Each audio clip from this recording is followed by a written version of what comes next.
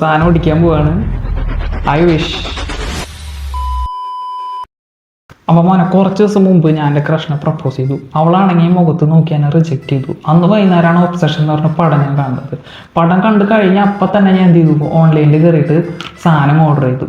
അപ്പോൾ ഈ സാധനം ഒടിച്ചിട്ട് അവൾ നമ്മളുമായിട്ട് ഒബ്സസ്ഡ് ആവും, അതായത് സെറ്റ് ആവും എന്നാണ് ആ സിനിമയിൽ കാണിച്ചത്. അപ്പോൾ അവൾ എങ്ങനെയല്ല, ഞാൻ ചത്തിട്ടാണെങ്കിലും അവളെ കൊണ്ട് എന്നെ ഇഷ്ടപ്പെടുത്തിയിട്ട് ബാക്കി കാര്യമുള്ളൂ.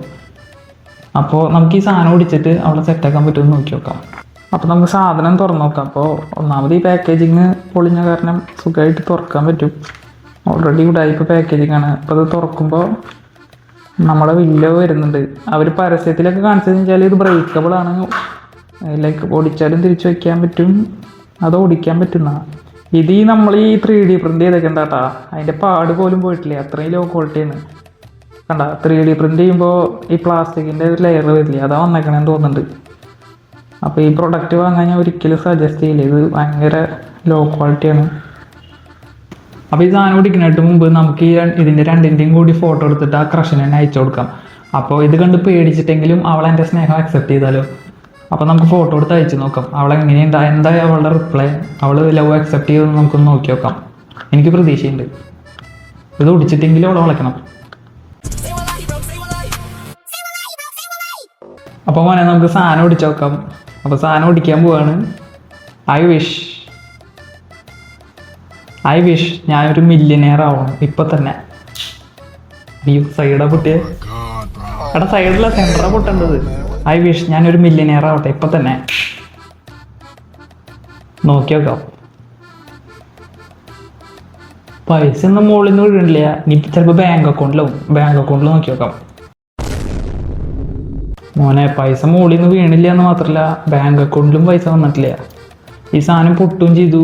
ഇത് കാണുമ്പോൾ എനിക്ക് ഇനി റൂമിൽ വെക്കാൻ പറ്റില്ല. ഇനി പാക്കേജിങ്ങിൻ്റെ ഉള്ളിലിട്ട് വെക്കാന്ന് വെച്ച് കഴിഞ്ഞാൽ ഒരു വൃത്തികെട്ട ഭംഗിയില്ലാത്ത പാക്കേജിങ്ങും. പൈസ വെറുതെ പോയി. ഈ പൈസയ്ക്ക് വല്ല ബിരിയാണി വാങ്ങിച്ച് കഴിച്ചാൽ മതിയായിരുന്നു. ഇതൊന്നും ആരും വാങ്ങണ്ട കേട്ടോ. അപ്പോൾ മോനെ പേഴ്സണലായിട്ടൊരു കാര്യം കൂടി പറഞ്ഞിട്ട് ഞാൻ വീഡിയോ എൻഡ് ചെയ്യാം. ലൈക്ക് ഈ വിഷ്വലിൻ്റെ കാര്യം വിട്, നമുക്കൊരാളോട് ഇഷ്ടമുണ്ടെങ്കിൽ നമ്മൾ ഡയറക്റ്റ് തുറന്ന് പറയാം.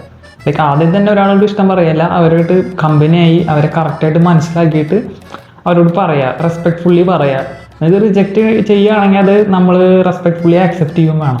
ലൈക്ക് 1-2 പ്രാവശ്യമൊക്കെ നമുക്ക് അവിടെ അപ്രോച്ച് ചെയ്യാൻ പറ്റും. പിന്നെ അത് കഴിഞ്ഞ് നമ്മൾ അവരെ ബുദ്ധിമുട്ടിക്കുക, അല്ലെങ്കിൽ ഒരു ഇഷ്ടം തുറന്ന് പറയാണ്ട് തന്നെ ഒരാളോട് ഭയങ്കര ഒബ്സഷൻ ആവുക, ഇതൊക്കെ ഭയങ്കര റോങ് ആയിട്ടുള്ള സംഭവമാണ്. അപ്പോൾ ആ മൂവിയിൽ നിങ്ങൾ കണ്ടോ ഇല്ലയോ എന്ന് എനിക്ക് അറിയില്ല. ആ മൂവി കണ്ടാൽ നമുക്കറിയാം.